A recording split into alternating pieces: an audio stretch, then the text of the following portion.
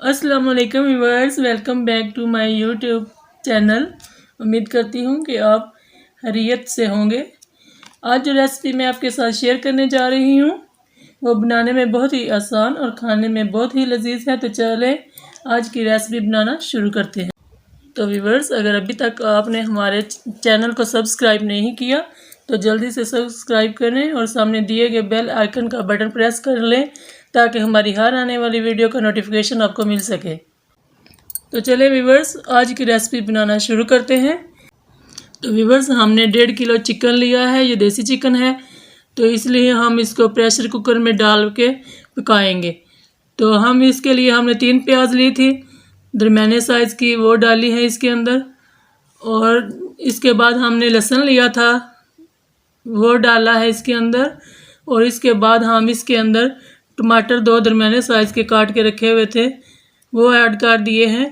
तो इसके बाद हमने इसके अंदर जो है पानी डालेंगे।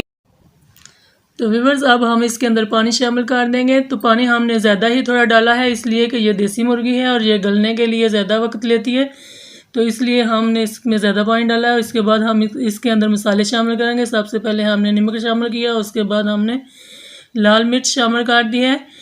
1.5 चम्मच ही हमने शामिल की है। और अब आधी चम्मच हमने ये जो है हल्दी ली है वो इसके अंदर शामिल कर दी है। और फिर इसको हम अच्छी तरह से सब मसालों को अच्छे तरीके से मिक्स कर लेंगे। और फिर मिक्स करने के बाद हम इसको बंद कर देंगे। और इसका वक्त जो हमने रखना है वो आधा घंटा है। व्यूअर्स, अगर आप चाहें तो आप इसको हांडी के अंदर भी पका सकते हैं और उसके अंदर आपको इसका जो टाइम है वो 1 घंटे का रखना होगा, क्योंकि ये देसी चिकन है तो इसलिए फिर ये ज़्यादा वक्त लेता है।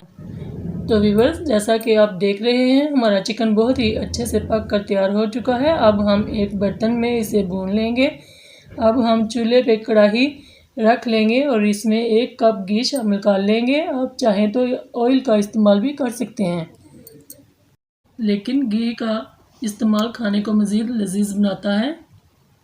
जैसा कि हमारा घी गर्म हो चुका है, अब हम इसमें 1 दालचीनी का टुकड़ा, 1 बड़ी इलायची, 1 छोटी इलायची, 3-4 लौंग और 4 से 5 अदद काली मिर्चें शामिल कर लेंगे।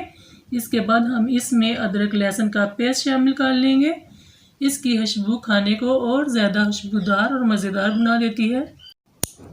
अब हम इसे हल्का ब्राउन कर लेंगे। जैसा कि आप देख रहे हैं इसका कितना खूबसूरत रंग नज़र आ रहा है। इसकी खुशबूदार भी इतनी ही दिलकश है। अब हम इसमें अपना तैयार किया गया चिकन शामिल कर लेंगे और इससे अच्छी तरह भून लेंगे। इसे बहुत ज़्यादा भी ना भुने। जब हमारा चिकन घी छोड़ दे तो समझ जाएं कि ये अच्छे से भून चुका है। बहुत ज़्यादा भूनने से ग़िज़ायत ख़त्म हो जाती है। जैसा कि व्यूअर्स आप देख रहे हैं चिकन अच्छे से भुनकर तैयार हो चुका है। आप चाहें तो इसे यहाँ पर छोड़ सकते हैं, मगर मैं इसमें हस्बे ज़रूरत पानी शामिल करूँगी, क्योंकि ये देसी चिकन है तो इसका शोरबा चपाती के साथ अच्छा लगता है। आप चाहें तो इसके साथ उबले हुए चावलों का भी इस्तेमाल कर सकते हैं। अब मैं इसमें सुरख मिर्चें शामिल कर रही हूँ।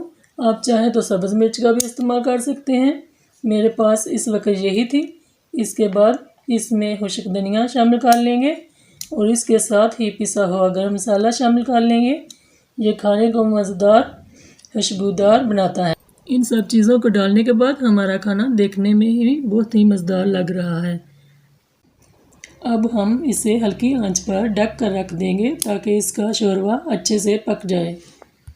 जैसा कि आप देख रहे हैं इसका शोरबा अच्छे से पक कर तैयार हो चुका है।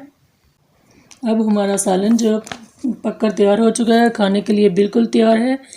अब हम इसको अपने बर्तन में डिश आउट करेंगे। तो व्यूअर्स, हमारा चिकन देखने में जितना मज़ेदार लग रहा है ये खाने में भी इतना ही लजीज है। आप इसे ज़रूर ट्राई कीजिएगा। हमारी वीडियो आपको कैसी लगी कमेंट करके बताइए और वीडियो को लाइक और शेयर करें और चैनल को सब्सक्राइब करें। अपना बहुत ख्याल रखें। अल्लाह हाफिज़।